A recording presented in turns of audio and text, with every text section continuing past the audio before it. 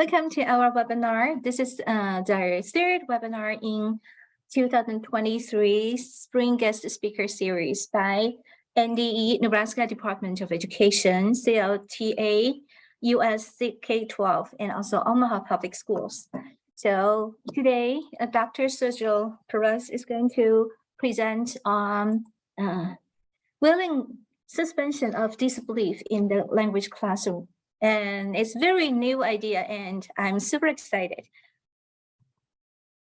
Sergio, please go on and take it off.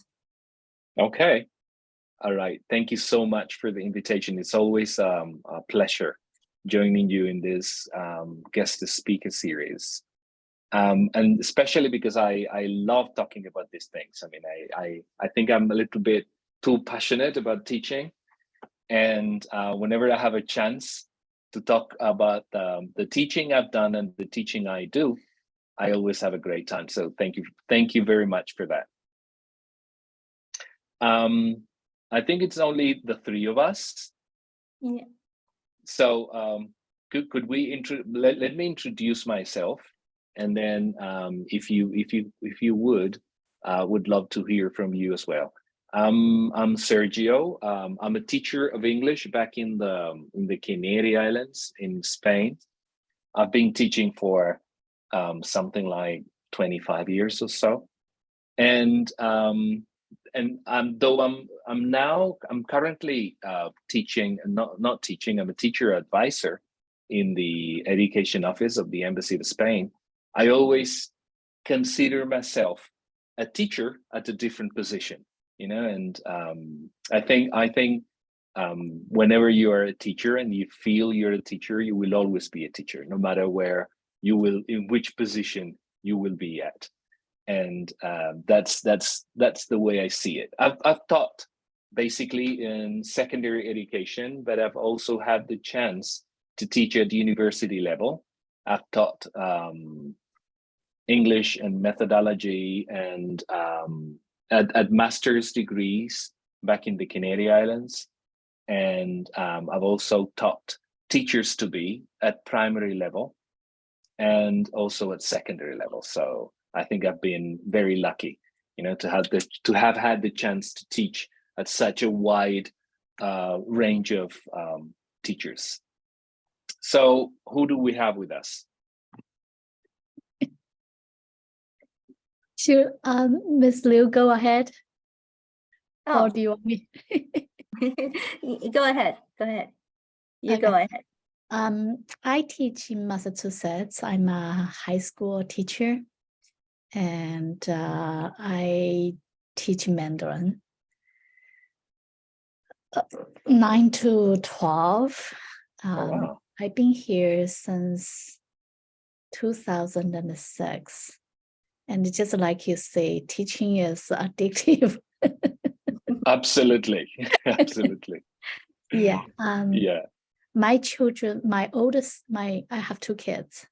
My oldest son finished high school in 2004. And then in the same school where he graduated, they were looking for a Chinese teacher in 2006. Because I was volunteering there quite often, and they say, "Will you do it?" I said, "Yes." I jumped right in, and I always managed to make my job as a teacher. Like I came to the States. I'm in the States, Massachusetts. I came here as a student, and then I managed to do tutoring, first as a babysitter, and then change into a tutor.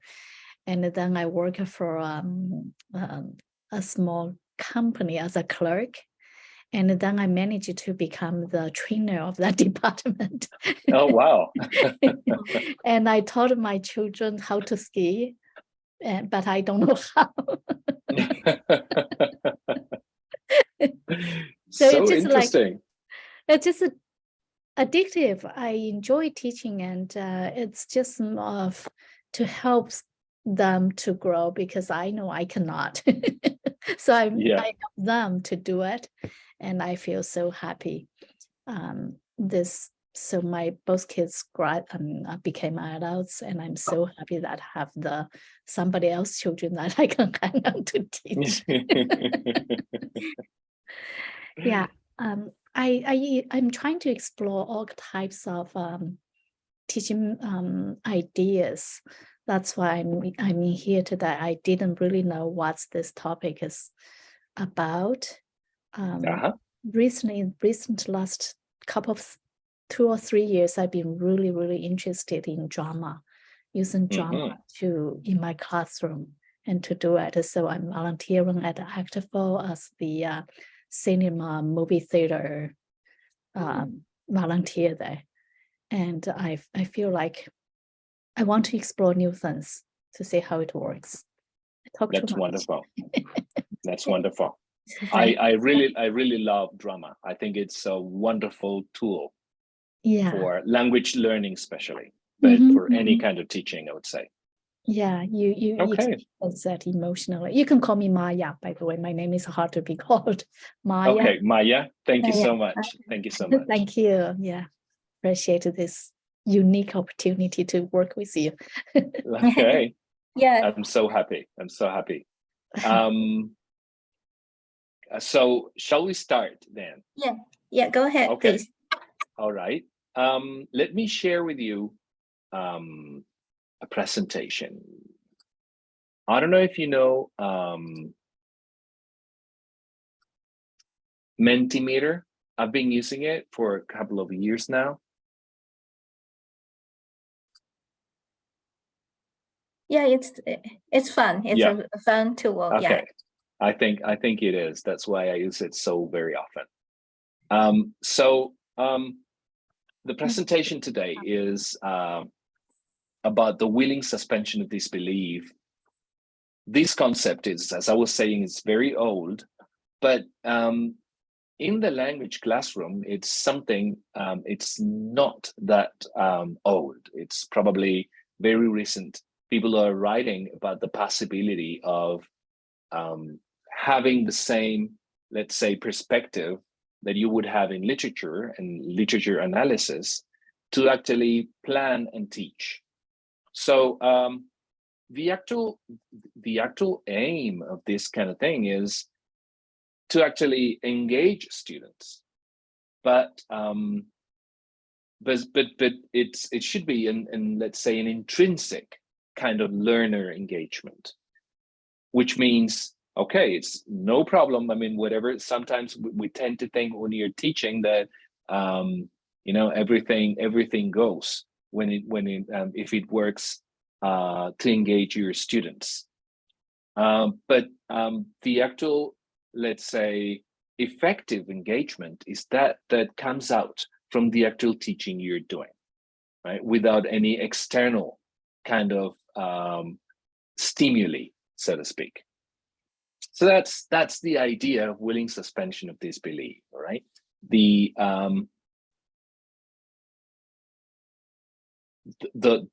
What I would like to address today in the presentation would be what the questions would be something like what is willing suspension of disbelief in the language classroom and what it entails, you know, from a theoretical, let's say, point of view. But I would also like to pinpoint and underscore what are the factors, because I don't know if it's your experience or not, but whenever we talk about, you know, learner engagement, we always hear, yeah, we need to foster learning and learner engagement. But what are the factors? What are really the factors involved in this engagement? What do we have to do in the different levels to make sure that our students are engaged? So I'd like to address that as well. But also, oh yeah, okay, all right, these are the factors. Yeah, but how do we do that in the classroom, right? I mean, what is learner engagement? What is willing suspension of disbelief when we're talking about activities, when we're talking about assessment, and so on and so forth? So we will give you a couple of activities that I think could help with that. And And also, which is also very important when we are talking about assessment, we're talking about state assessment or countrywide assessment to make sure that our students are learning the same kind of things as any other student or learner at least in the same state. When we're talking about Nebraska or we're talking about Massachusetts, we need to abide by the standards assigned by the state. Okay, and how do we do that? So I hope I can give you some ideas about that as well. But since we're talking about willing suspension of disbelief, which is a fiction kind of concept, what I would also like to ask you, what do you think are the ingredients that an engaging story, any kind of story, fiction or non-fiction, should have? When you're reading a book, what do you think are the ingredients that you would need for that story to be engaging? Maya, what do you think? I want to know what's the end. Okay, all right. So something, the story needs to have something like a drive that keeps you reading, isn't it? You know, like something that makes you think about what's coming next. Right. Okay. Crystal? Maybe some conflicts that will trigger people, inspire people thinking, and involve emotions, kind of thing happening, and climax, something like exciting. All right. Yeah. I something that I think in my case when I'm reading, I also for me is something very important in any story that the characters are well addressed. You know, I mean, that the characters in every story are interesting. They are round, that they are not kind of flat kind of characters that you tend to like or dislike the character, but the character is well addressed. You know, it's well depicted. So anything else that you think is interesting about a story or a story you like? Well, I think for students, I'm always thinking like what students will think. I'm thinking as a student, the character have to be something they care about. Really interesting. Yeah, related to their life, that they can make connections. Right. Yes. So that's related to Crystal's thing about emotion. It has to be emotionally involved. If something they don't care, why do I want to know? Absolutely. Yeah, I definitely agree with you. I mean, if especially when you are an adolescent, you know, I mean, when you're teaching, I don't know, 12-year-olds to 18, 19-year-olds, there needs to be some kind of connection. Right. So why should I care? Yeah, something they care about. You know, I think the example I give the most, because I think it's an international thing when we're talking about language teaching, this kind of essay writing, they tell the students to write what they did last summer. You know, the typical thing we do in September, we ask our kids to write about what they did last summer. You know, I mean, I've never heard any student say, oh, wow, we're going to write about what we did last summer. You know, it's so excited. And these kind of things, I mean, they are not relevant anymore if they ever were.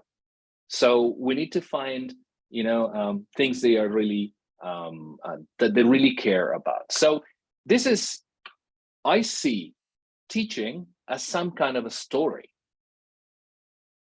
When you're teaching your students for 9 months, let's say, from August to May. And that's some kind of a story that when you are teaching, there needs to be some ingredients there that keeps the story going. I mean, as you were suggesting, Maya, I mean, that keeps the student attracted to what's coming next. You know, I mean, that we're not just simply, you know, trying to finish today's session, but we are already looking forward to seeing what's coming next. And not today's session, but also the next learning situation. We're now talking about this fantastic topic and what's coming next, teacher. mean, this is the kind of thing that we should be also looking after when we're teaching. Sorry, Crystal, you were going to say something? Oh yeah, I like your idea of what's coming next. When we watch your TV series, when we read some books, we always want, there's TV series always end each session. I mean, each episode ends at the very exciting moment. You just want to figure out what's next. Yeah, I never think about we should have this kind of hook in our teaching and make students be, to feel excited. Okay, I can't wait to see what we are learning tomorrow. Yeah. Absolutely. And this kind of cliffhangers, like when you are doing something and you're not really hooked to what you're doing, you're not really engaged. Even if you do this because you want to have an A, or because your parents are going to nag at you if you don't, which are motivations. I mean, they are drives that, they do stimulate, but they're not really interesting. So these are the ingredients that, if we take a look at the lesson as in a story, and we have willing suspension of disbelief as let's say a leitmotif while we're teaching, it will help us out. Okay, so teaching as in a story. As I said at the beginning, this is the willing suspension of disbelief is a term coined by Samuel Taylor Coleridge in the 19th century, and the idea of, this is one of my favorite poems from everything I've read by Coleridge, and it talks about Xanadu and Kubla Khan, and it's a romantic poem, and this fantasy world, and the idea that Coleridge tried to convey with willing suspension of disbelief is the reader something like suspends his beliefs, his disbelief capacity when he or she is reading a story that is a fantasy world. I mean, if you think about science fiction, when you're going to the movie theater and you're watching a science fiction film for 2 hours, you're watching something that it's not true, but you decide to sit there for 2 hours and start believing whatever is happening in the science fiction movie. That is something that more or less happens in the classroom.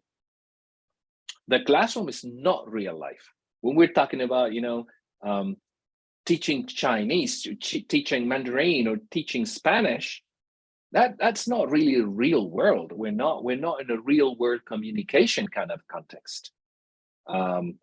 If we're talking about foreign language, everybody speaks Spanish or speaks Chinese, and you're teaching them English, but they can communicate no problem in Chinese, or they can communicate in Spanish.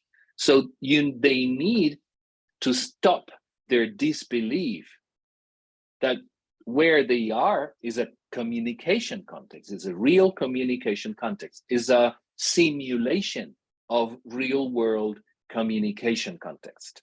So this trick needs to happen if we want our students to actually engage in real communication. Okay, I mean, the tasks that we do in real life, they're not really what we do in class. I mean, when you're teaching them to write an email, a fake email, that's not real communication.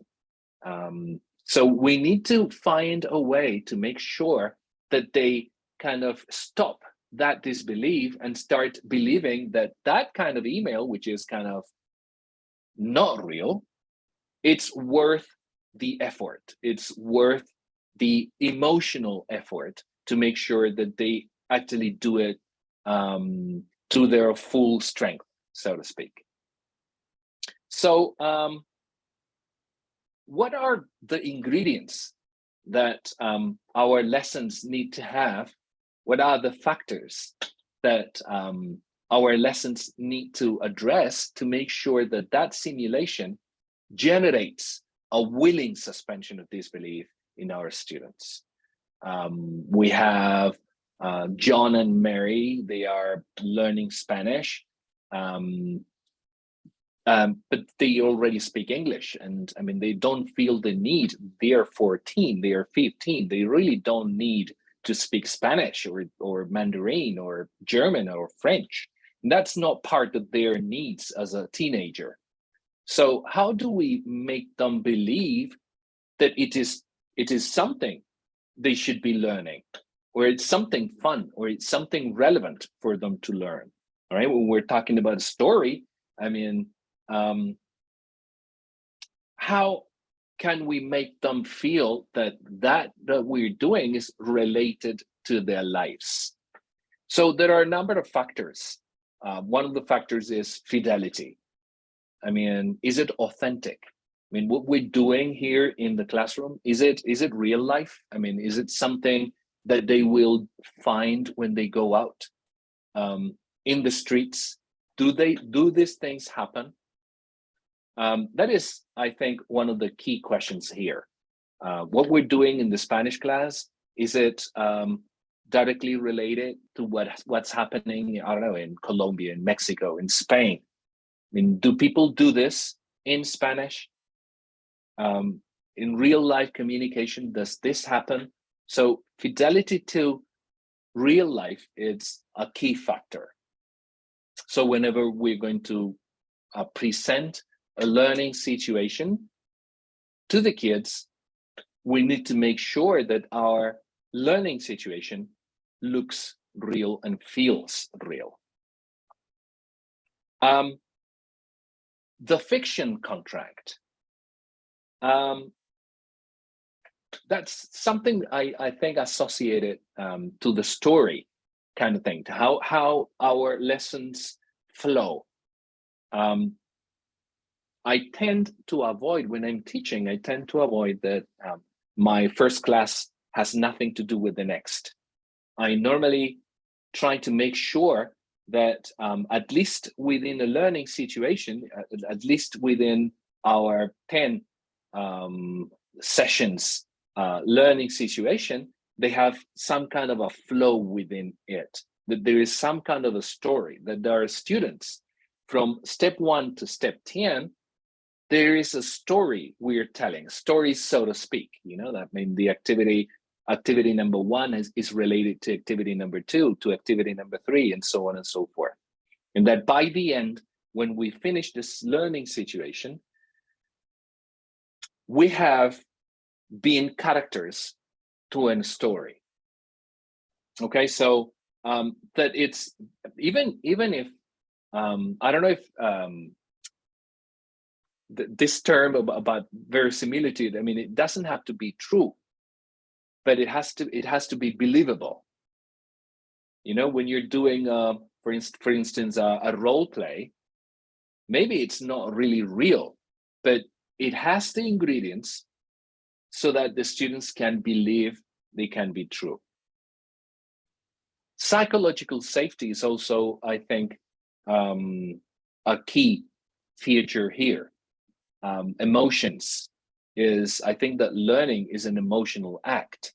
It's not anything else. I mean, you learn when you have your emotions engaged in the learning process. Otherwise, it wouldn't happen. But again, to actually implement, so to speak, my emotions, I need to feel safe. I need to feel that nobody's going to laugh at me if I say something, that the teacher and my colleagues will appreciate what I do, that I will be treated properly by everybody within the context, so that I feel safe. This concept of face, the concept of face, which is what other people think about me, what I think other people think about me, that concept of face, it's, especially in adolescence, it's hugely important. I will not open my mouth, or I will not participate or engage in any activity if I feel my face is in danger, is at risk. So I need to make sure, with the different ingredients we're going to talk in any minute, that I feel safe. Okay, as a teacher, I think one of our main roles is making sure that we have a safe environment. And when I say safe, it's not only physical safety, but emotional safety, which is at least as important.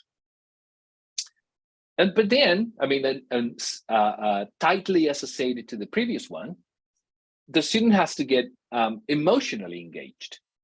I mean, that would only happen if I think this is relevant. So if our students really get their emotions involved, engaged in the process of learning, learning will happen. Okay, so as all these factors are tightly intertwined, I mean, it's very difficult to get your students to emotionally buy in if you're not authentic, if your lesson plans are not authentic. Okay, so these are very closely related. The thing about and this is also and this is very personal. I mean, this is not about a whole group of students, but this is an individual thing. Of course, if we have managed to be authentic, if we have managed to let's say build a nice story, a believable story, and our students are already engaged, emotionally speaking, it's probably this individual assignment of meaning will probably happen. Okay, every individual, or at least every individual, would do. But sometimes it depends on an individual student. Okay, that they actually consider that activity you're doing, or that whole learning situation that you are presenting, they do have meaning for them. All right, they are meaningful for them. And I was going to say, to a lesser extent, or attitudes and previous experience will affect this willing suspension of disbelief. I mean, you will probably have a tougher moment the very first thing that you try to do this. But as soon as your students are used to this kind of teaching, they will normally find it easier to get engaged in this kind of learning situations. Okay, so attitudes, for instance, I don't know, if you have, and I'm sure this is especially so with adults. If an adult, if a person considers that new technology, information and communication technology is not useful, or they don't like it, it's very difficult to actually, let's say, convince them that your learning situation based on technology is fun, it's relevant. But that's a question of attitudes. This 6 factors, they are, as I was saying before, intertwined. I mean, there's no something that you can say, okay, I will concentrate on fidelity this time. I mean, they come together. They are factors that you need to have in mind when you're planning. Sometimes it's easier to find an activity that is meaningful for everybody. Sometimes it's more difficult. But when you're planning and when you're teaching, you need to have all these factors in mind. As I say, our language classroom, our language sessions are simulations of real communication. Okay, so for that simulation to happen, we need to make sure that these factors at least are addressed. Okay. You can find these factors in this. I will give you access to the presentation, Crystal, so that you can share it with Maya, or I think I can share it before the end of the session if you think it's appropriate. Yeah, thank you. Okay. I was about to ask about it. Yeah, no problem at all. No problem. I can download this in PDF and send it to you, or make it available at the end. So, so these are factors. These factors are incredibly important. Okay. Ningxing or Z? Sorry. I think no problem at all. I think I have shared with you this picture before. I think this is probably the, let's say, the most beautiful pictures, the most beautiful picture, emotionally wise, or emotional wise, or emotion wise, sorry, that I have seen. If you have a look at their faces, take a look at the guy on the far right. I mean, open mouth, looking at whatever is happening. What do you think is happening? Sorry, yeah, go ahead. Something that really care is going to happen. Isn't it? And it's fun. It's not scary, but it's really funny. It's kind of eye-opening expression for me. Absolutely. I mean, what's the percentage of engagement do you think that's happening here? How engaged is this class? Absolutely. Dream. I mean, 100%. 100%. I've seen this picture hundreds of times probably, and I always try to find, I don't know, something like a face that may look something like a distracted. No, I mean, everybody, every single person, even the adult is probably engaged, simply because it's the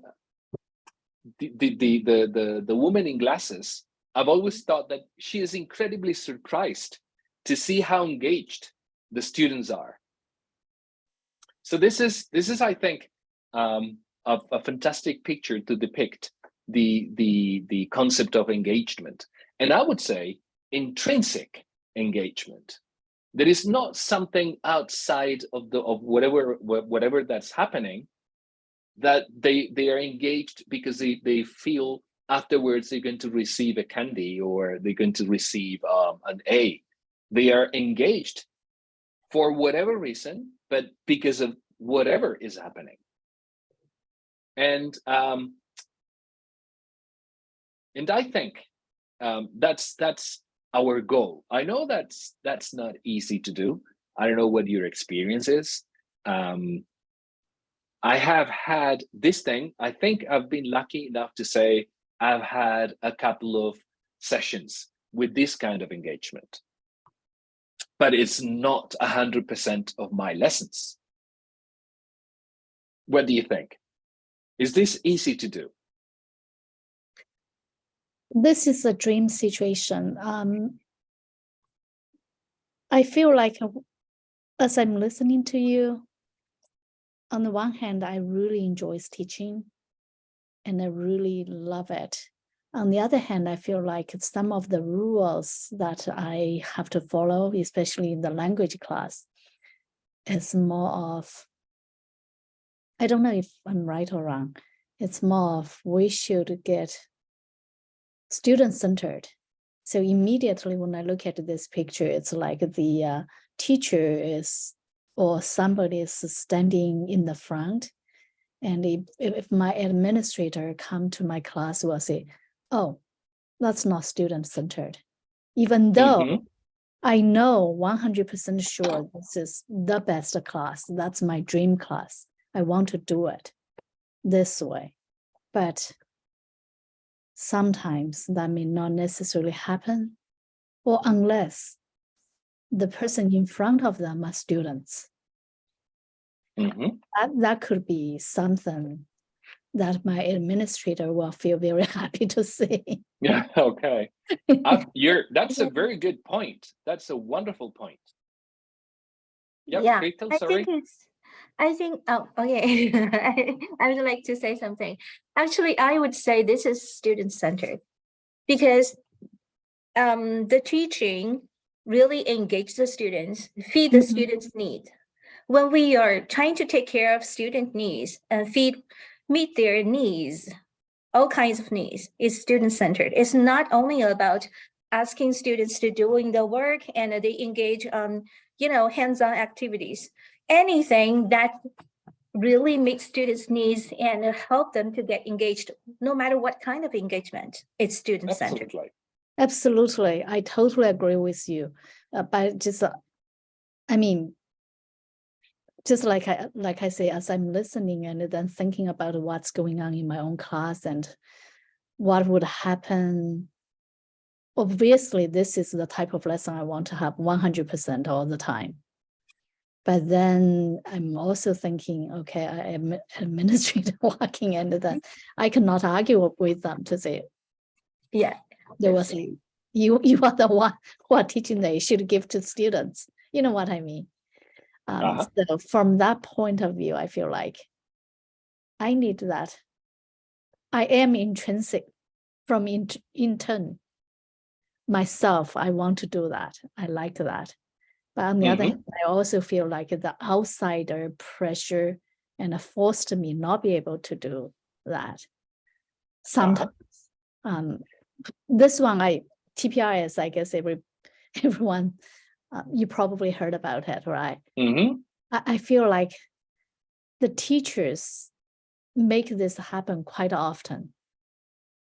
And then obviously it is not something my school likes. At least I think that way.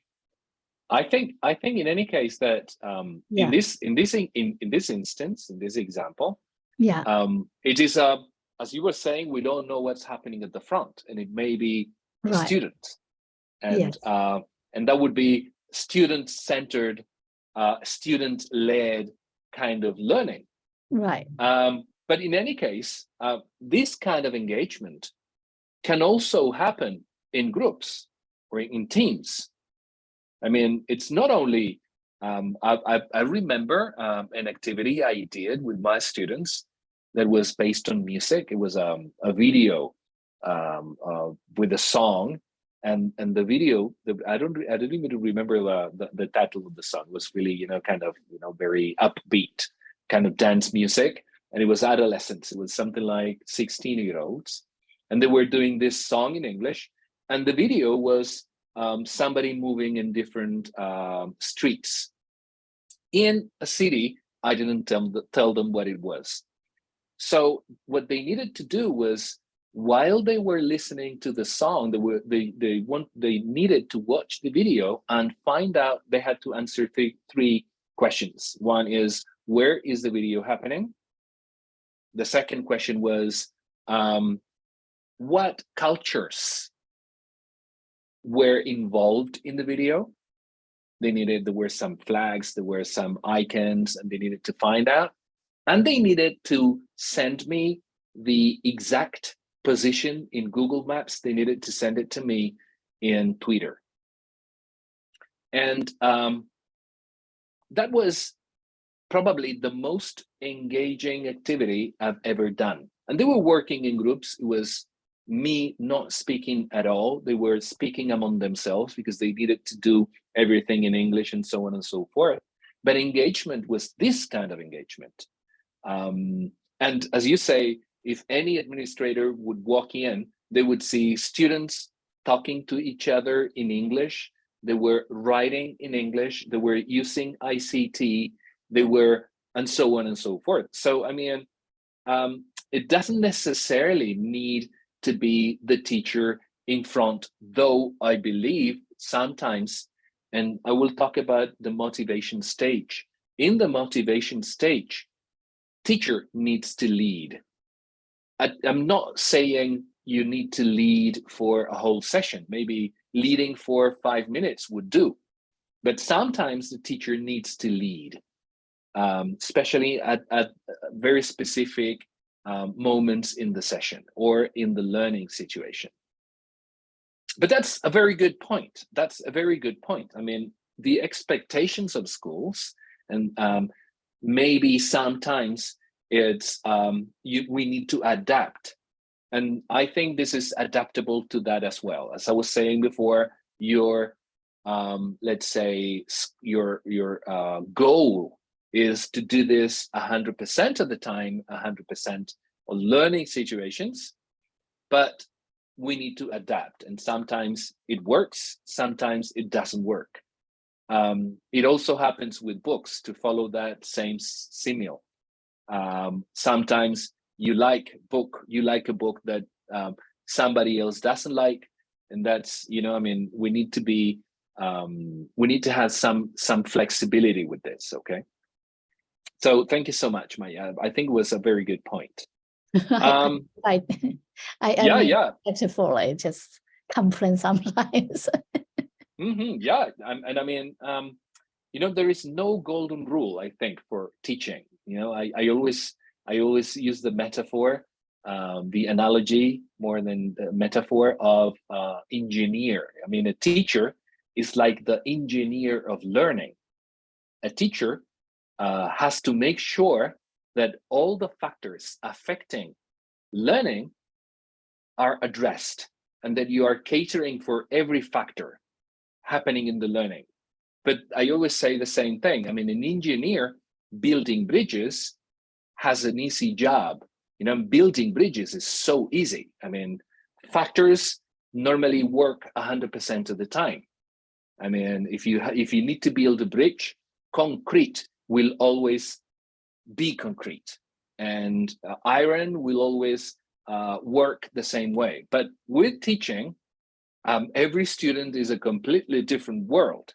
And when you're teaching in group A, it may work 100% of the time, but when you're teaching group B, nothing will work. And you're the same teacher, it is the same learning situation, but nothing will work. So we need to adapt, we need to be flexible.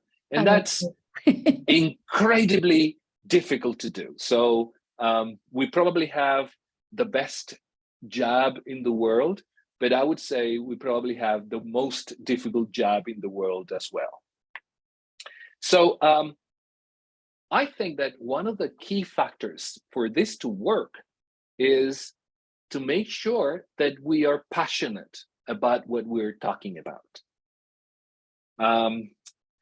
I remember as a teacher of mine, she was probably the best teacher that I've ever had. She was a teacher, she was a teacher trainer for me as a teacher of English. And you know, this kind of listenings, you know, she was mock playing listening activity with us. And I don't know if you've seen it, but I have seen it in some of my teachers myself, that they would play the cassette. In my case, they would play the CD, and they would start doing something completely different, you know, like going through their notes. They play the cassette, you do the listen, the students were doing their listening activity, and the teacher was doing something completely different. You know, while they're watching, while they're listening, I will start doing my things, you know, like going through the checklist, correcting, you know, I mean, if you see that on a teacher, you would say, I mean, he doesn't give a damn. I mean, he's not really interested about what they're doing. I mean, this activity, if it's not interesting for the teacher, how come do you expect your students to be engaged? I mean, how come are they going to be interested about what you're doing? So there needs to be some kind of engagement as well on the side of the teacher. So the best way to make sure that we are engaged on what we're doing is that we're using our passions when we're teaching. So can you share with me what are some of your passions? One of my passions, as you were saying at the beginning, is cinema. I love cinema. I like watching films, but I love shooting films with my students. So that's one of my passions. So I know that whenever I'm going to do that, we'll talk about that. So what do you think are your passions? Well, I enjoy singing Aha. and writing Aha. Wow, that's wonderful. and playing games and chatting, Aha. talking with kids. I guess that's enough, right? More than enough, I would say. Crystal, would you feel like sharing some of your passions with us? Yeah, I like reading. I actually responded. I like to make things. Oh, sorry. by Yeah, that's hands. wonderful. Thank you. Making crafts, and also I like to play puzzles. So Aha. All right. Okay. I would say we have something like a whole course with my passions and your passions. I think we have a whole course worth of passions. I think take a look at the making crafts, for instance. Well, let me talk about one of the things you shared, Maya. It's really interesting because my wife is kindergarten teacher, and she loves teaching. She's also very passionate about teaching, and she one of the activity she did with some of her students was actually, like this ink writing, that you have a big brush. That, I mean, we're talking about really small kids. I mean, 6-year-olds, 5-year-olds, and they would take these big brushes, and with water on a dry concrete floor, they would draw. And she was doing Japanese characters. I mean, not Japanese characters in general, but she was doing just one. She was talking about culture and so on and so forth. And it's wonderful. I mean, the kids loved it. So I think, okay, so when you are passionate about something, it's like when I talk about teaching, I mean, your eyes glitter, you move your body, you are kind of talking about it for, hours and hours and hours. So why not taking that to the teaching context? Okay, making crafts. That takes me to one topic that I think I will mention afterwards, but I think it's one of the key questions here. When you're learning a language in your mother tongue, you're not learning a language. What you're doing is you're doing other things, and you pick up the language. I mean, when you're a kid, you don't want to learn Mandarin or your Chinese or French or Spanish. You want to eat. You want to draw the attention of your mother or your father. I mean, you are doing tasks. So when we're talking about dual language programs, for instance, here in the US, or content and language integrated learning, back in Europe, that's what you're actually doing. You're getting the focus away from the language and into the tasks to make sure that the students actually learn the language in a more natural, more relevant way. So when you're doing crafts, for instance, you can, let's say, join the technology teacher, for instance, and have, let's say, a combined, an integrated lesson with your kids, that they are learning a language at the same time as they're learning crafts. Okay, so and that's something we need to combine. I mean, language as on its own, sometimes it's just pointless, especially for teenagers, I would say. So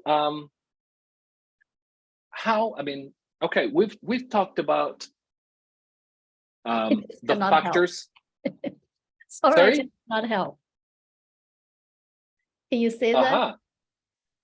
Yeah. Yeah, we can see it. Yeah. Is that something you did with your students? Yes. Oh, That's wonderful. We're That's talking wonderful. about water, use ink, use brush, and what do you do, how do you do it.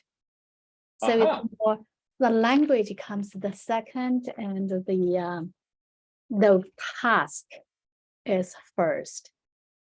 yes.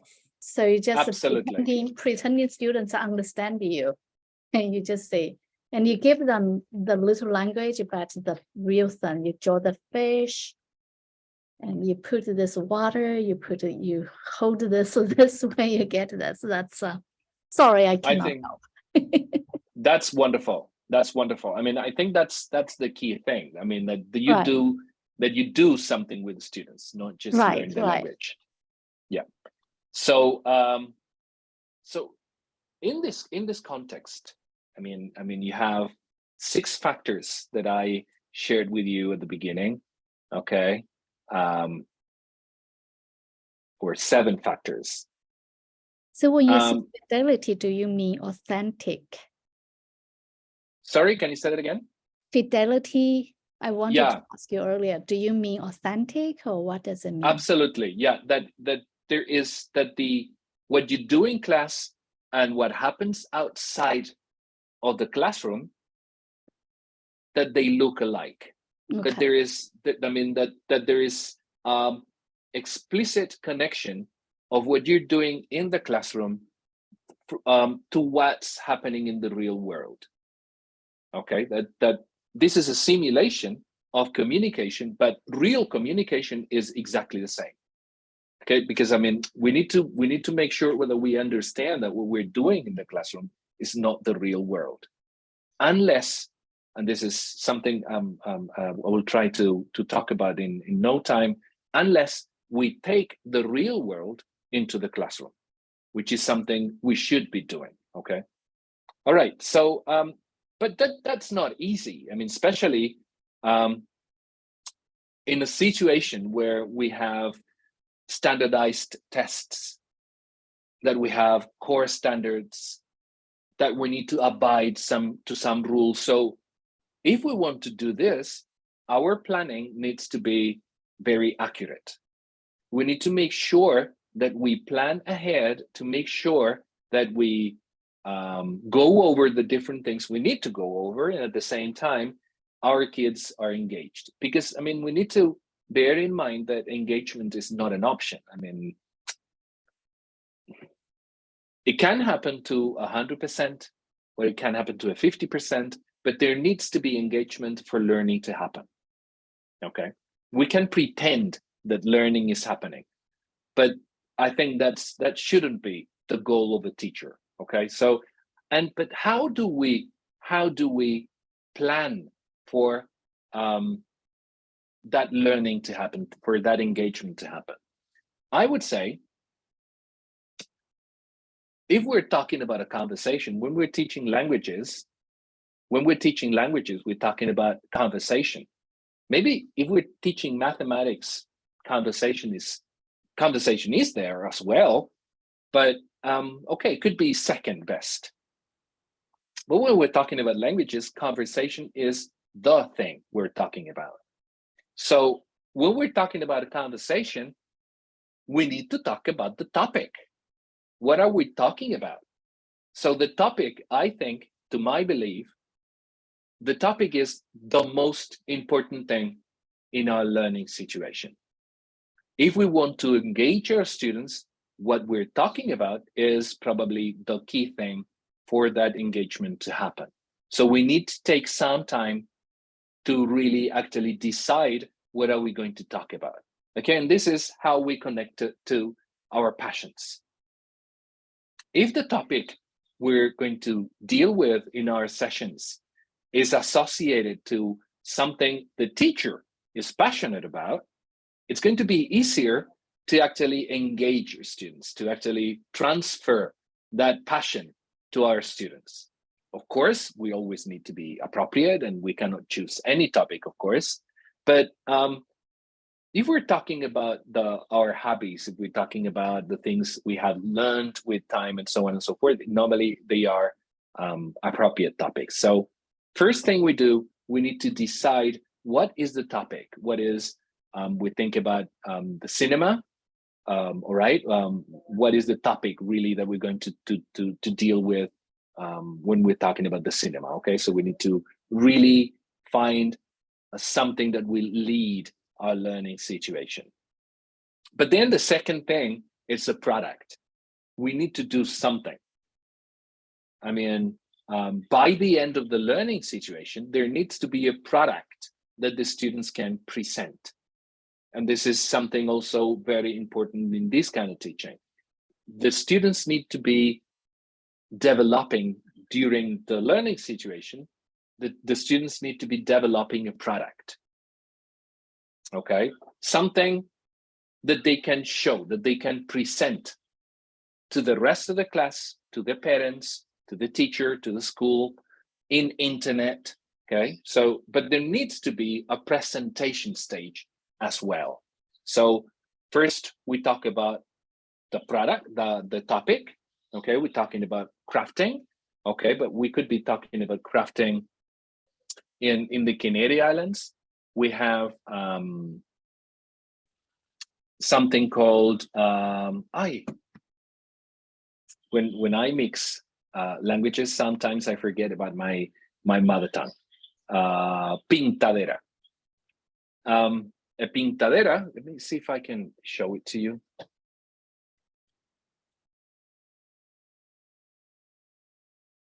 Okay, these are pintaderas. Are you seeing the pintaderas? Yes, I see the Okay. pintaderas. Okay, the pintadera. Okay, so the pintadera is an Aborigine. This is a pre-Hispanic art. People living in the Canary Islands before the Spanish people came, they used this. They are seals, where there are some theories, but one of the theories says that these are seals that people before the Spaniards came, they would use it, for instance, for the grain. When they had these caves where they would keep their wheat, or they would keep food, and they would stamp these pintaderas to make sure that this belonged to a family or another. Okay, so my focus, let's say my topic would be crafting this kind of pintaderas, because I want culture to be involved in that session. Okay, so that's why I think about, so the topic would be crafting pintaderas, and the actual product would be, it could be a pintadera that they, let's say, design for themselves. Okay, following these shapes, kind of designs, to make sure that they develop their own pintadera. Okay, that would be the product, and then presenting to the students their own pintadera. Okay, that's what I mean by a product and the presentation of that product. Then, of course, you would need to find what standards are you focusing on for that learning situation. I will see, I have chosen one of the standards for world languages in Nebraska that we will see afterwards. But we need, I mean, we're not teaching in a vacuum. I mean, we're teaching here in Nebraska, we're teaching here in Massachusetts, we're teaching here in the Canary Islands. So we need to take the law, we need to take the curriculum, and making sure that the different ingredients in the curriculum are also in our learning situation. And of course, the contents. Okay, we need to say, okay, if we're mixing, if we're integrating two subjects, say Mandarin and mathematics, we need to make sure that the contents that both teachers want to tackle, they are included in the learning situation, okay? And we need to decide. I mean, it's sometimes it's just choosing. Sometimes it's you include some of your own content apart from the ones you need to include by law, okay? But you need to be choosing the contents. And then how are you going to assess the instruments and say, for instance, a rubric, and building the rubric out of the standards and so on and so forth.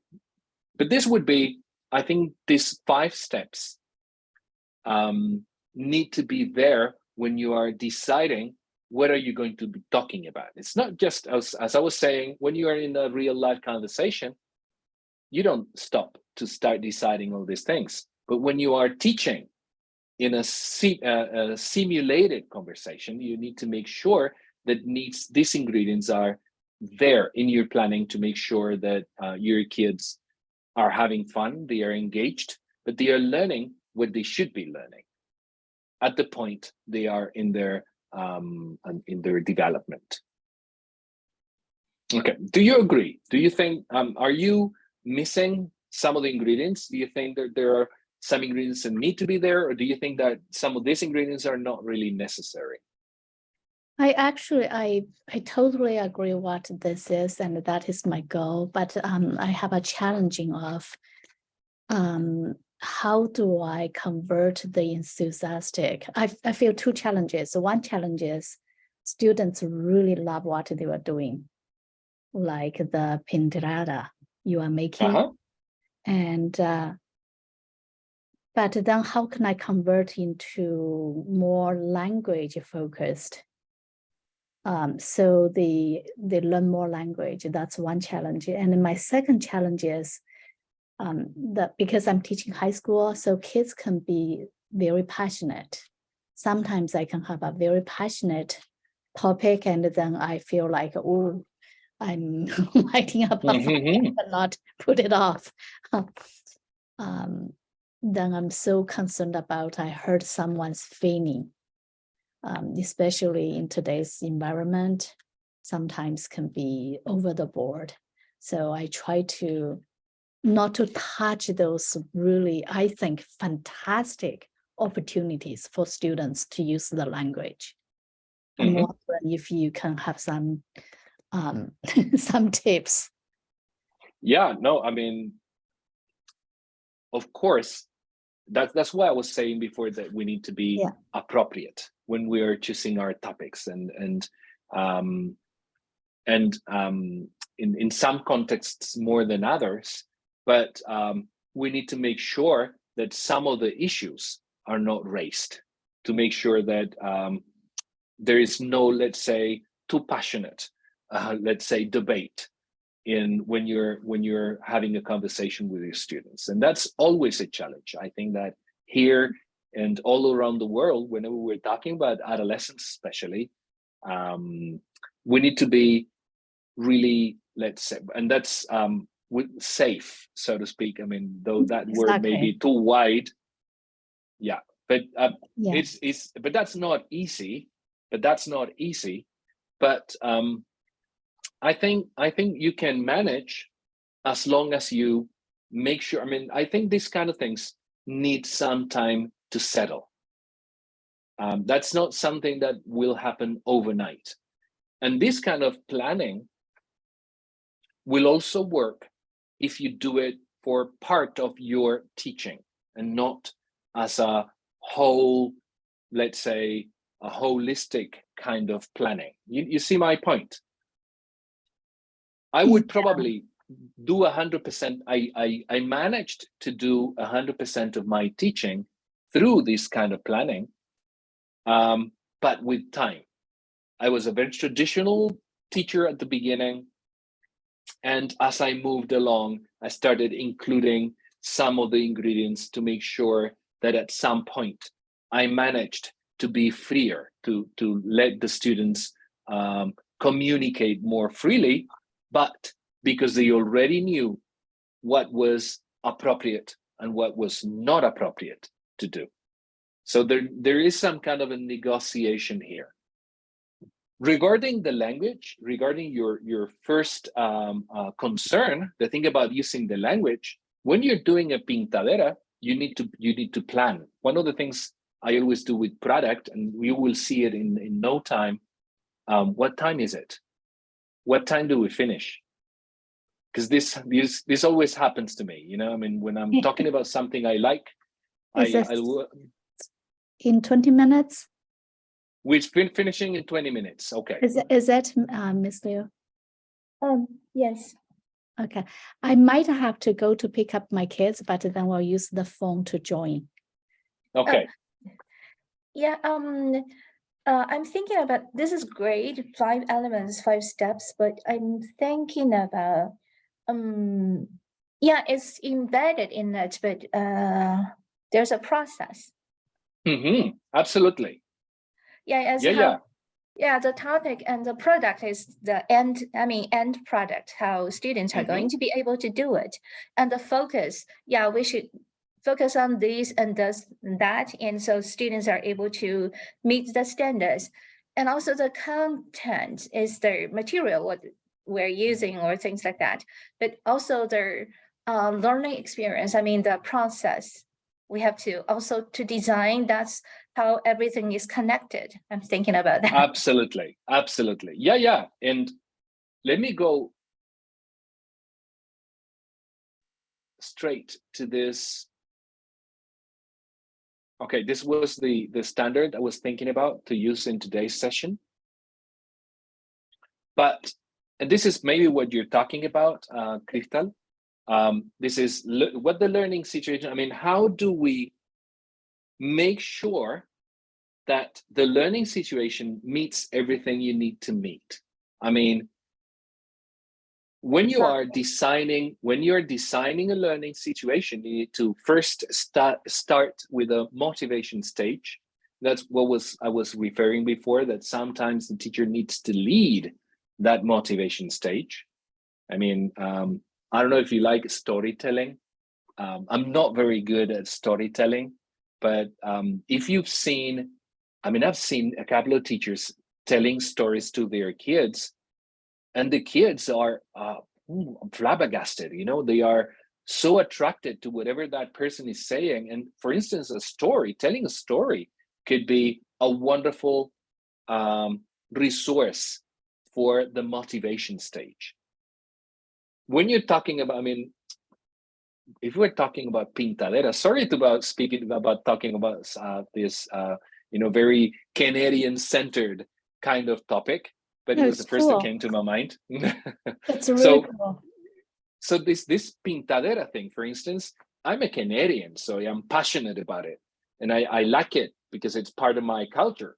But I need to transfer that passion to my students if I want them to really get engaged. So I would need to find a way in that motivation stage for them to say, all right, okay, I don't know what pintaderas are, but okay, I will take some time to see what I can find about pintaderas. Okay, so that is absolutely an incredibly important stage. If the motivation stage doesn't happen or is not successful, the rest will not happen. You can pretend that it happens, but you can give them A's if they do the work, and they will do it. You can give them candies, but is it the intrinsic kind of learning happening at all? I don't know. I'm not so sure. So that motivation stage needs to be there. Okay, and sorry, yeah. Absolutely, yes. Very important. It's absolutely vital that your students consider that what you're talking about is appropriate, but it's also relevant, and so on and so forth. Okay, so so after that motivation stage, you have the developing stage, and this one is let's say the core of the learning situation. All right, and this is where Crystal, I don't know if that was what you meant, where you combine the content and the standards, and you make sure that you scaffold the learning of your kids, that you make sure that John and Stephen and Mary will make sure that they understand everything that they need to understand. And if they haven't understood, then you would repeat it. And then if you are preparing them to take a test at the end, a standardized test, you make sure that your content and your standards are connected to the aim of that test. And you practice, but you practice within the context of that passion you have transferred to your kids. Okay, and this is where the willing suspension of disbelief happens. I mean, you're not talking about that test anymore. They are doing it because they need to know these kind of things, and they need to pass these tests. But they are talking about whatever you have transferred in the motivation stage. Okay, and if we're talking about mathematics, they would be doing these calculations, but they will be doing these calculations with the topic or within the topic you are talking about, right? Or if you're doing these crafts, these seals, these pintaderas, they're, for instance, if we're talking about mathematics again, taking the sizes and everything, but they are calculating, but they're not calculating. They're talking about whatever they've been talking about that you have started in the motivation stage, okay? So again, this is emotional. We're talking about the kids believing, and this is where the willing suspension of disbelief starts. This is the students, the learners believing that what you're leading them to is where they should be doing or they should be going, okay? So, so that's the developing stage. Then the production stage, once they know they have actually managed to do their drills, when they have managed to do properly whatever that's in the standard, then they will start building, those pintaderas, or they're writing those fantastic Mandarin characters, or all right, and they are implementing in a real context, or let's say in a simulated context, in their conversations among themselves and with parents, with teacher, whatever you have managed to create that context, you will be letting them produce that product, so to speak. Sorry about the repetition. And then the last stage would be the students, the learners, presenting that product to the audience, any audience. It could be just the classroom, the rest of the mates, could be parents, it could be the whole school, it could be, as I was saying before, the web, I don't know, Wikipedia, whatever. So, and these are kind of the, let's say, the story, the different phases of the story that I was talking about at the beginning, to make sure that it makes sense to the students. Okay, is it that you were talking about, Crystal? Yeah, exactly. I like the presentation stage. I mean, I like you're putting it into different stages, and this is much more manageable. Yeah. Absolutely. Yeah, Thank I think, you. yeah. All right. Thank you so much. So, and I really like the presentation stage. Sometimes, there's so much to be covered in one unit. We are rushing to next unit. So we just give students exam, unit exam, and then move on. And we never think about, there's limited time for us to even think about finding ways for students to present what they have learned. Yeah. To showcase their learning. Yeah. Absolutely. And no, thank you. And I think that as language teachers, we should take advantage of the possibilities of a presentation stage. There is no more authentic context for language production than a presentation stage. If your students present, they need to plan that presentation, they need to write that presentation, they need to rehearse that presentation, and then they need to present. And in those 4, let's say, mini stages within that stage, they are using the language. They're listening, they're speaking, they are writing, they are reading, they are conversing. So, I mean, the presentation stage should be a must in every language learning situation. It's true that sometimes we are like too concerned about, you know, like meeting the calendar and so on and so forth. But sometimes, at least even if it's a short stage, we need to concentrate and, let's say, okay, focus, so to speak, and say, okay, we need to do this. Okay, so again, I am conscious, and this is whenever I talk about methodology or teaching, or any let's say level of teaching or any topic associated to teaching, I always say the same thing. I mean, this is a continuum. I mean, this is, let's say, from within a maximum of 100. Yeah, I mean, maybe sometimes we won't get to 100% of this kind of planning, but if we get to a 70%, if we get to a 50%, I think we've done a great deal. Okay, so sometimes we cannot spend 2 sessions, 3 sessions in a motivation stage because we don't have that time. But at least spending 1 session or giving the chance for students, that's something I haven't talked about, but I think it's also very important to give the students some scope for choosing. Okay, if we're talking about crafting, maybe giving them some chance to really decide what they want to craft, what they want to do, right? As you move along, you will see that your students may be even capable of choosing their own topic, if it's safe enough, right? But yeah, but we need. I mean, this is complex, and whenever I say complex, I don't mean difficult. It's not necessarily difficult, but there are a lot of factors that are involved. So we need to be conscious that sometimes we won't succeed at the very first trial. Okay, there is okay, Maya just left.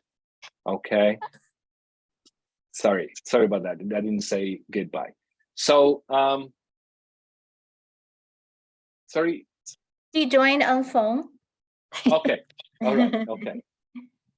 So let's see if I can get this out of the way. Okay.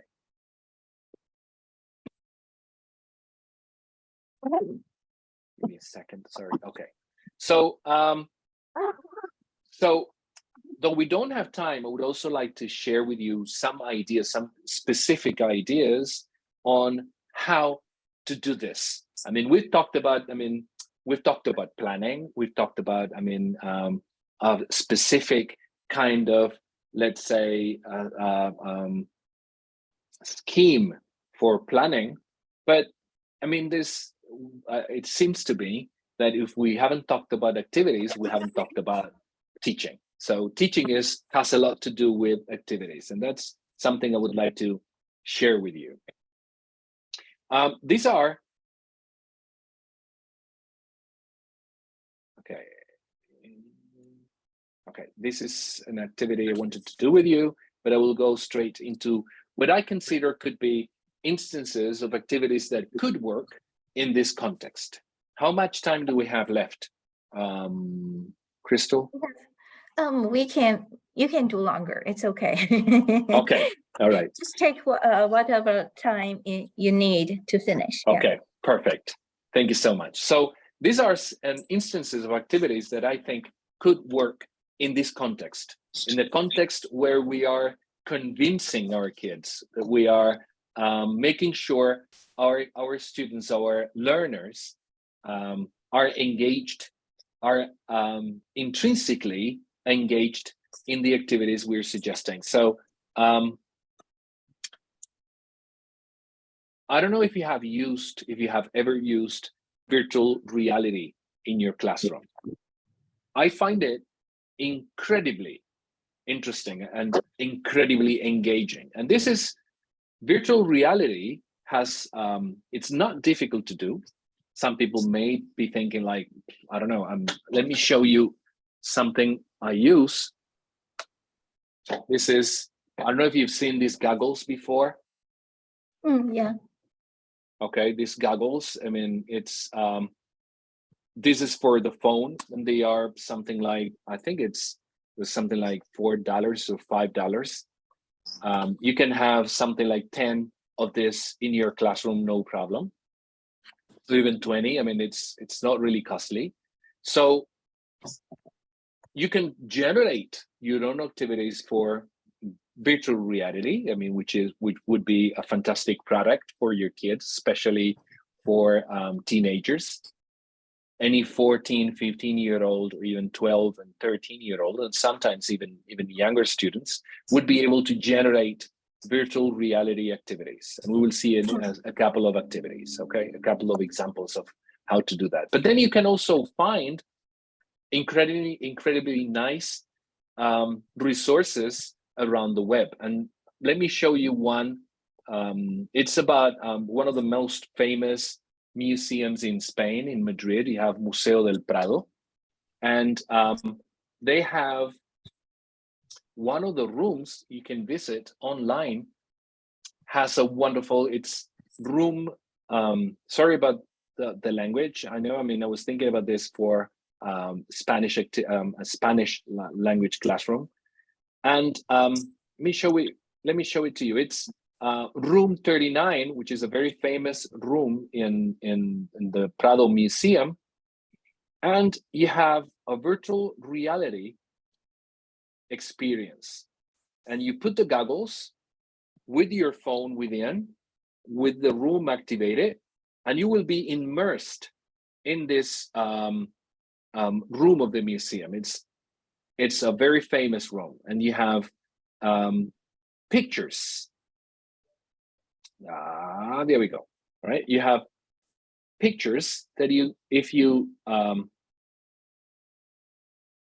approach them. Let me see if it works. Okay, I think you see it already, right?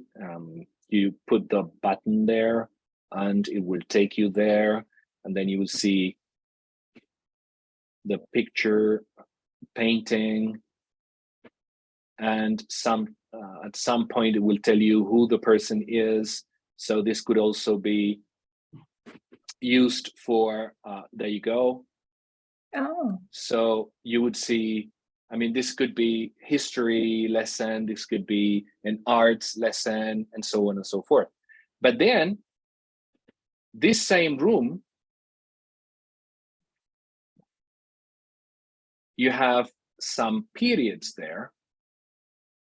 Let me check. Okay, there you go. You have some years there. Let me see if we can go to this spot here, which would be easier. I mean, working with it with a mouse or with a mouse pad is difficult. But if you need to be seeing this as the phone within your goggles, and then you're moving your head and you're moving your body to make sure that you see everything. All right, so it's easier to do when you have your goggles on. But if you go to 1867, well, this is awesome. Yeah, the room would be different. So you would see different paintings with different characters and so on and so forth.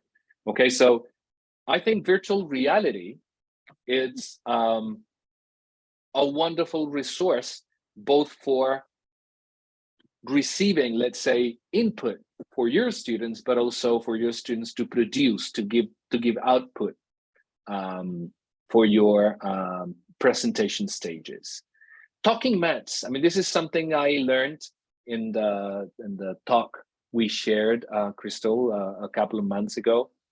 And the thing about talking mats, I think they are popular, and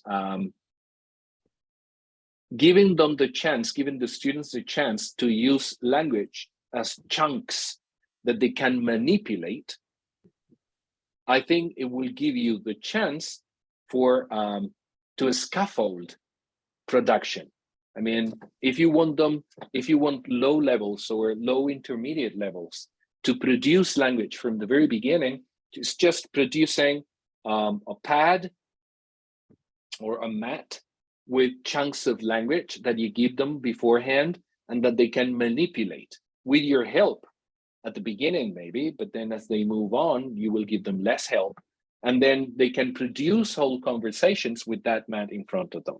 And as they move along, they would have less help from the mats. But it's a nice way to start production from the very beginning. Agents and spies, it's also adapted from that presentation. And yeah, I'm sure you remember we were playing around. I thought it was, I changed the name a little bit because the name there was something like Spies and Soldiers, I think it was. Yeah. And I didn't like the word soldier because I mean, within the context of a classroom, I thought it was maybe not a word I would like to use, but that's personal, right? That's about the actual name of the activity is Spies and Agents. Sorry, Spies and Soldiers. And the idea is that you give them a map, you give groups a map or a drawing, and they have to reproduce without actually looking at the map. Okay, with dictating a drawer, something like a secretary there, they would that person, that learner should be drawing whatever is being dictated. But there would be some of the students, some of the learners are going to try and mislead, and that would be the spy to help other groups win the game. So and nobody knows who is who. So this is some kind of a real life conversation, right? Like that you are sharing some of the things, but you're not sharing others, and they are in this game of, you know, you don't know exactly what, but you're producing something in the end, and there is no win or lose kind of game, but it's more like a team kind of activity. And then you have a presentation at the end. So loads of language production there, loads of vocabulary. You can associate it to any context or any topic or any subject, sorry. Cause spaces, it's also, again, this is an instance of an activity you could do with your students, or your students could produce to share it with some other students. And if you click on Jugar,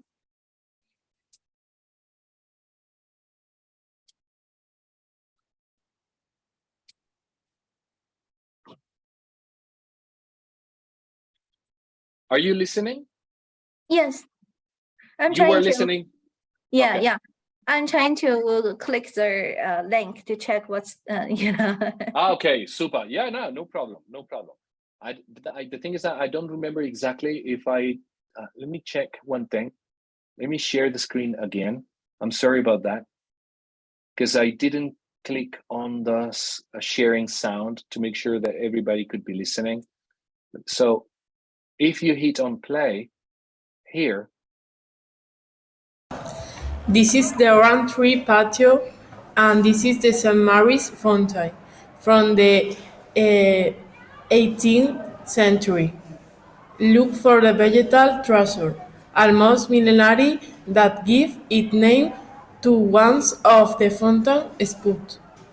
Okay, so this is a presentation. This was part of a European program, which was a school from Spain. They were doing this activity with a school, I think it was in Austria, and they were sharing some kind of a tourist guide of the place they were living at. And they were producing, I mean, this is very easy. Co-spaces is something very easy to deal with. And they would generate these videos, interactive videos, and this again with your goggles and with your phones, you would be immersed in this activity while you're listening to whatever the student is saying. Okay. This is So- fun. I'm sure students love those ideas, you know. Absolutely. Absolutely. And they are engaged 100%. And I think it's intrinsic engagement, because they are not thinking about the language they're using. They're thinking about the students they're going to meet afterwards, you know, the video they're going to receive, and this kind of simulation of conversation that they are engaged in. So yeah, and these activities I'm showing, I have seen them implemented, except for the agents and spies, and they have worked wonders. They really work. Yeah. Other activities would be ThinkLink. I'm not going to show them all. Let's see. I like the thing is that I do like it. I like this one a lot. This is again very similar with virtual reality. This is and these are all made. I mean, these are things you can find online. And let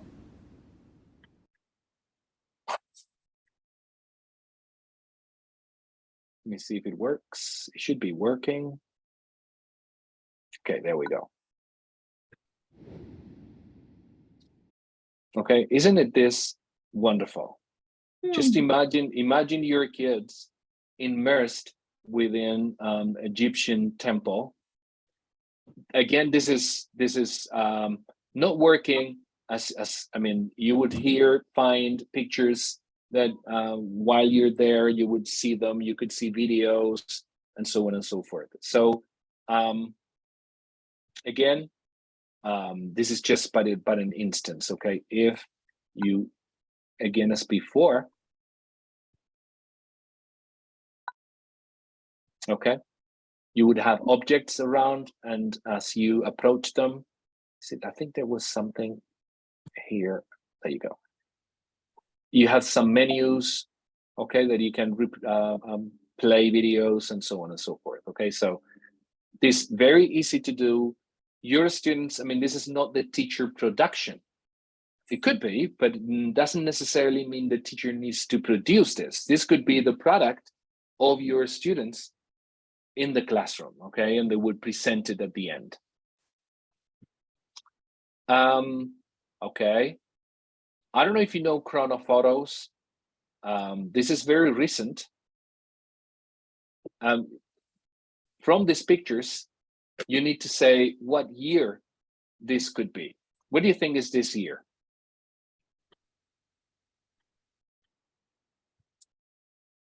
I would say it should be something like 1966.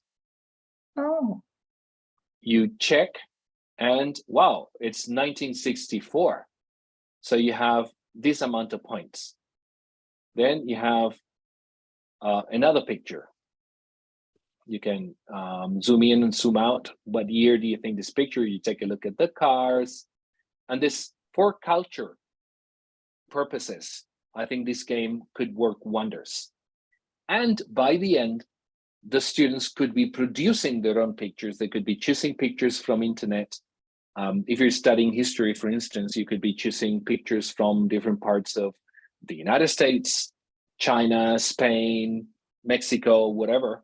And from those pictures, using the contents you have previously taught, the students would need to find out what the year could be. Okay. Yeah, I can see these pictures will generate a lot of conversation among students. Why do you think my picture is not that year? You Yeah, have to explain. absolutely. Yeah. Absolutely. And again, not only consuming, not only taking the pictures that you're offering or the game is offering, but then now you have to do your own, and then you have to like kind of counter engineering the game, so to make sure that they understand what the procedures are. Then the show what you know events. Show what you know events It's is a something Zoom we have meeting. I talked don't know how about. to manipulate. Okay. this is something I have shared with you in other occasions. This is drama, and I highly encourage you to go. I like all the games explained here. This is in Spanish, but you also have the English version. I should have chosen the English version. Sorry about that. Yeah, I need to learn Spanish. No, but I mean, I will send it to you. I will send you the English version. I'm sorry about that. Oh, it's okay. It's okay. Thank you. This is great. No problem.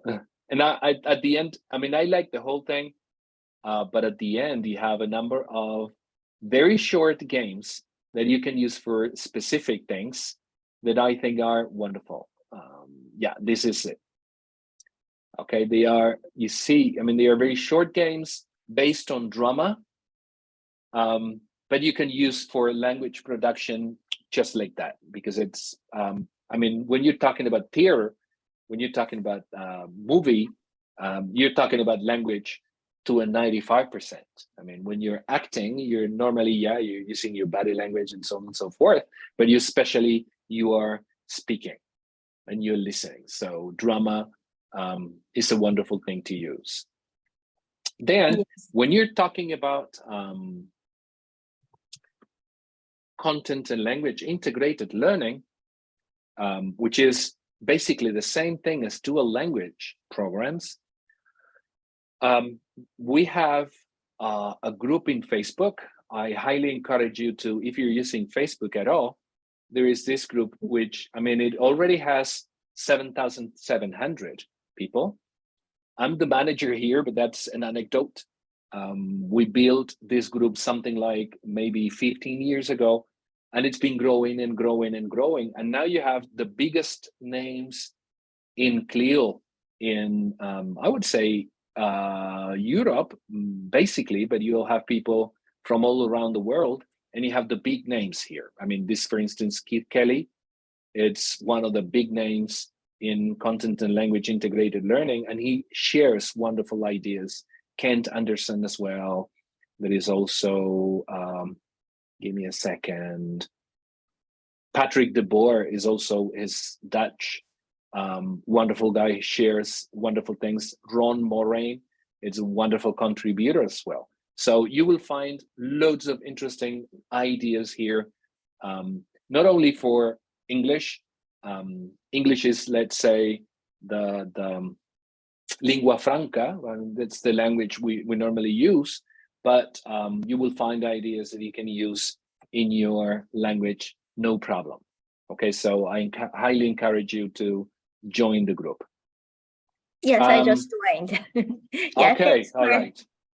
Thanks for sharing. Right. This is awesome. No problem. My pleasure. So, and that's, I mean, I could spend hours and hours and hours, but I think there needs to be an end to this. So I think this could be a nice ending. This is more than, let's say, a product. It's a process. You know, the thing about having as a goal to suspend your students' disbelief. I think that the goal of every teacher should be to engage their students with whatever you're doing, not with external, let's say, resources, which are fine and they help, of course, but with your own teaching, that your lesson plans are engaging by themselves. Okay. Hope you have found it useful. Yeah, thanks for sharing. This is an awesome presentation. I learned a lot. Thank you so much. Thank you so much. If you have any questions or whatever, I forgot to include my email address, but I will be more than happy to answer your questions or your comments or whatever. Great. Thank you. Thank you so very much. This is Maya. I hope you can hear me. Thank you. Yeah, I can hear you, no problem. Thank you so much. It's been wonderful. Nice to meet you. Nice to meet you. Really appreciate. Yeah. Okay. Thank you for coming. Thank you for participation. And have a Okay. good night. Same to you. Have a good one. Bye bye. Oh, Bye. yeah, but Yeah. can we, I want to stop recording and I need to